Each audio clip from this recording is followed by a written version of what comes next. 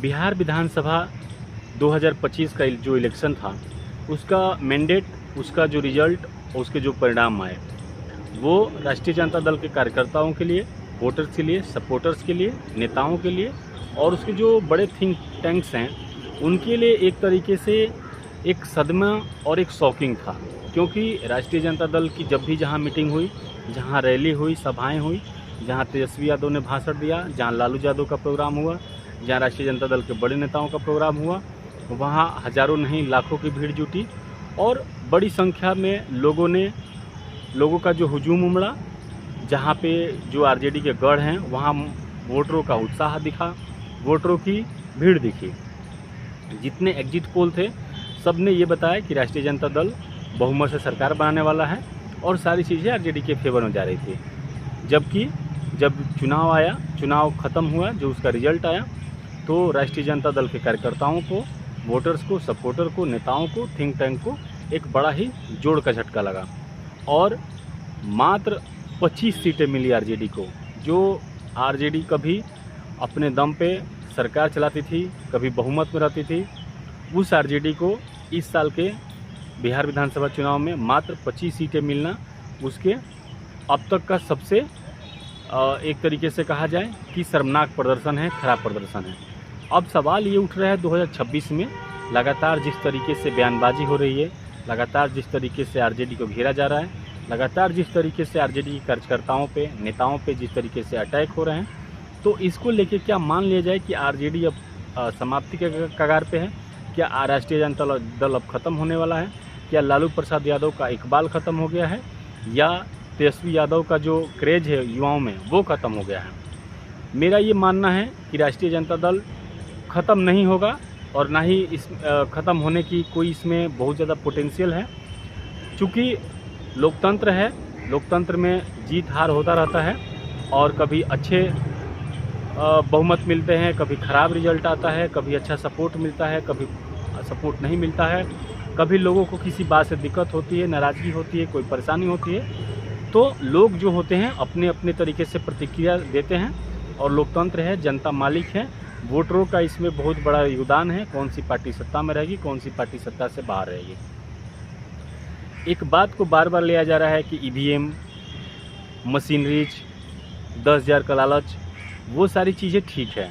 मैं भी ये मानता हूँ कि ईवीएम की गड़बड़ी हर जगह हो रही है, मशीनरीज का दुरुपयोग, डीएमएसपी का मिसयूज, प्रशासन का मिसयूज, 10,000 रुपये कैश बांटना, प्रशासन का मिसयूज करके आरजेडी के लोगों को, महागठबंधन के लोगों को डराना धमकाना, ये बहुत कॉमन सी बात है। लेकिन आफ्टर रिजल्ट जो सेगमेंट जो देखने को आ रहा है, राष्ट्रीय जनता दल, एक कहा जाता है कि जब आदमी सफल होता है तो उसकी कमजोरियां होती है वो छिप जाती है और जब आदमी हार जाता है तो उसके क्या क्या उसकी कमजोरियां रही होती है वो दिखता है। ज़्यादा से ज़्यादा मतलब अच्छाइयों से ज़्यादा बुराइयां दिखती हैं। अब आरजेडी की जो बुराइयां हैं, मतलब जो उसमें कमियां हैं, जो माइनस पॉइंट है आरजेडी का, वो खुल के सामने आ रहा है। मैं जहां तक देख पा रहा हूं, आरजेडी का सबसे जो बड़ा लू फॉल है वो संगठन है। आरजेडी, इसमें कहीं कोई डाउट नहीं है कि आरजेडी के बिहार में लाखों नहीं करोड़ों सपोर्टर हैं, वर्कर हैं, हार्डकोर वोटर हैं। दुनिया इधर से उधर हो जाए, लेकिन आरजेडी का जो हार्डकोर वोटर होता है वो लालू यादव को कभी नहीं छोड़ता है, तेजस्वी यादव को कभी नहीं छोड़ेगा, लालटेन चुनाव निशान को कभी नहीं छोड़ता है। लेकिन जो संगठन है वो संगठन एकदम मृत प्राय हो गया है, निष्प्राण हो गया है। संगठन में कोई जान नहीं है। जहाँ तक आप लोग देखें, चाहे बिहार का प्रदेश अध्यक्ष हो, बहुत लोगों को नहीं पता कि बिहार का प्रदेश अध्यक्ष कौन है। जो उसके जनरल सेक्रेटरीज हैं, महासचिव हैं, उपाध्यक्ष हैं, सेक्रेटरीज हैं, स्पोक पर्सन हैं, कहीं किसी का कोई अता पता नहीं है। कोई भी सांगठनिक व्यवस्था चल ही नहीं रही है। आरजेडी अपने हार्डकोर वर्कर्स, अपने हार्डकोर कार्यकर्ताओं और समर्थकों के दम पे चल रही है। संगठन नाम की कोई चीज़ नहीं है। आप देखें, कहीं कहीं जिला अध्यक्ष का जो चुनाव है वो पेंडिंग है, कहीं पे जिला अध्यक्षों ने चुनाव के बाद से इस्तीफा दे दिया, वो अभी तक भरपाई नहीं हुई। कहीं कहीं जिला अध्यक्ष चुने गए हैं, वो अपना काम नहीं कर रहे हैं। कहीं जिला अध्यक्ष लगे हुए अपने काम में, तो गुट जो है उसको काम नहीं करने दे रहा है। तो संगठन में इतने लूपहॉल हैं, संगठन में इतनी कमियां हैं कि आरजेडी का जो कॉमन वोटर है, कॉमन कार्यकर्ता है, वो अपने आप को पार्टी के साथ कनेक्ट नहीं कर पा रहा है, अपनी बातें पार्टी के फोरम पे नहीं कह पा रहे। इसलिए आरजेडी के हारने का और अभी भी आरजेडी के कमज़ोर रहने का एक सबसे बड़ा नुकसान ये है कि हमारा जो संगठन है वो प्रदेश स्तर से लेकर जिला स्तर और ब्लॉक लेवल पे भी बहुत ही निष्क्रिय है और एक तरह से कहा जाए तो निष्प्राण हो चुका है। कोई भी संगठन नाम की कोई चीज़ नहीं है। दूसरी जो सबसे बड़ी कमी है आरजेडी के अभी के टाइम पे वो है प्रवक्ताओं की कमी। आरजेडी का जो स्पोक पर्सन विंग है वो बहुत ही बेकार है। आप देखें टीवी पे बहस करने वालों में 2-3 लोगों का नाम है, जिसमें 2-3 महिलाएं हैं जो जेएनयू से हैं और वो अपना ठीक डिफेंड करती हैं, उस पर हमारा कोई कमेंट नहीं है। लेकिन बिहार के लोकल मीडिया में प्रदेश स्तर पर या अगर हम बड़े टीवी चैनल्स की भी बात करें तो वहाँ पे जो हमारा रिप्रेजेंटेशन है वो बिल्कुल जीरो है।